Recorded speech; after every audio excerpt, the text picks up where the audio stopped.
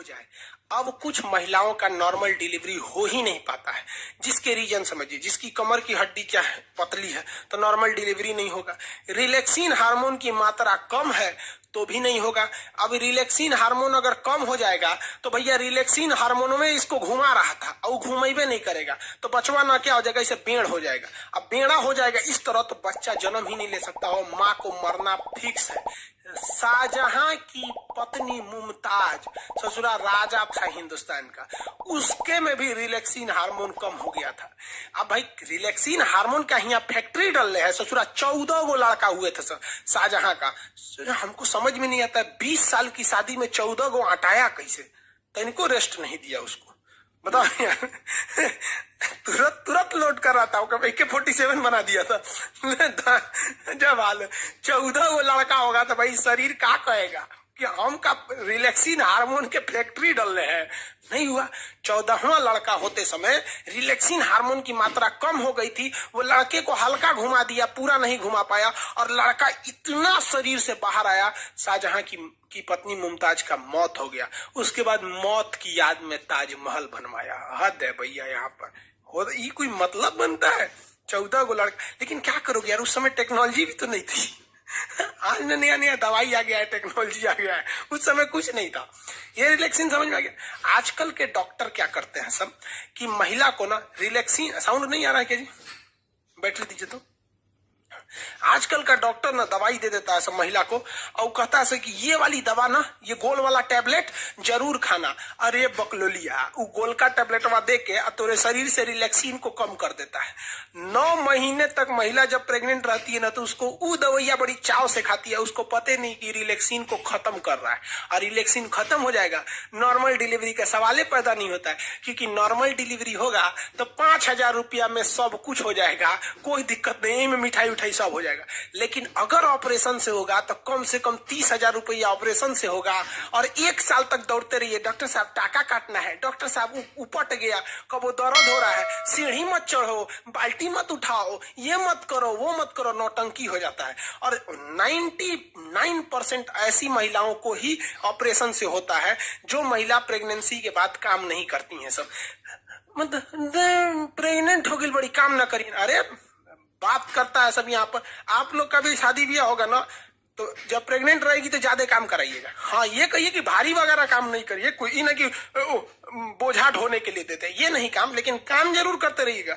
क्योंकि जैसे जैसे हम शरीर में काम करते हैं ना, हमारा कोशिका विभाजन उतना तेजी से होता है, आपको पता ही है, तो रिलैक्सिन हार्मोन उतना बनेगा। अब महिलाओं में आजकल की एक खराबी क्या है कि नैहर में पतई बीन देगी, चपरासी क्या काम कर देगी, नैहर में कुछ काम कर देगी, बाथरूम साफ करेगी, नाली साफ करेगी, नैहर में भैंस का गोबर उठाएगी, लेकिन जब ब्याह करके ससुराल में आएगी तो नौटंकी। ओ माय गॉड, ये झाड़ू है, झाड़ू, झाड़ू से क्या होता है, ससुरी दांत खोदल जाला झाड़ू से, झाड़ू से क्या होता है, नैहर में चपरासी के काम है, यहाँ की झाड़ू क्या होता है, मार दू झाड़ू, वही से होशे में आ जाइए। काम मतलब काम होता है आपका।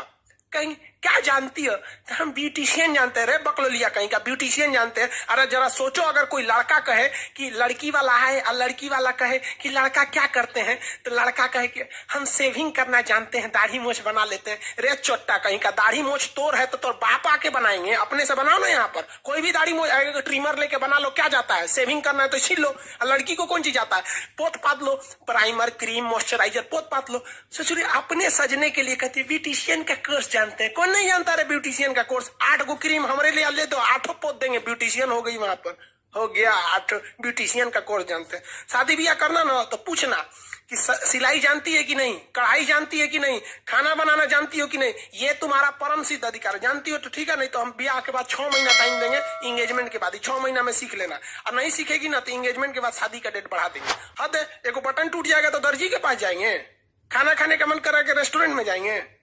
हद है भैया यहाँ पर, समझ में आ रहा है कि नहीं। और थोड़ा भी लड़कियों को भी कहते हैं नाने नौटंकी नहीं, क्योंकि जो बच्चा ऑपरेशन से होता है ना, नेचुरल होता है, फिर वही लड़कवा आगे जाके भोदा होगा, लोल हो जाएगा, कहेंगे तो कहेंगे से कि हमारा लड़कवा ना, पिछला लड़कवा भोदा है, अरे बाप पे पड़ गया, रोज ससुरी कहेंगे बाप पे पड़ गया। महिलाओं को तो एगो फायदा होता है, महिला का पति डॉक्टर है तो डॉक्टराइन, मास्टर है तो मास्टराइन, अब पति चोर निकल गया तो चोटी नहीं, तो पति खराब है साले का। हद है भैया।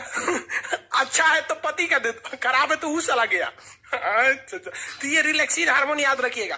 काम में कोई ढिलाई नहीं करने दीजिएगा, काम करने दीजिए, खाना बना, हाँ वजन मत उठाने दीजिएगा। ही नहीं कि बेचारी कपड़ा धोई है तो बड़का पार्टी लेके ऊपर जाए, कपड़ा धुलते रहेंगे। हाँ आप छत पे ले जाना है तो आप कपड़ा लेके चले जाइए, ये सब काम, लेकिन काम करने दीजिएगा, वरना हाल यही हो जाएगा ऑपरेशन से करना। और महिलाएं काम करना नहीं चाहती हैं, याद रखिए भैया।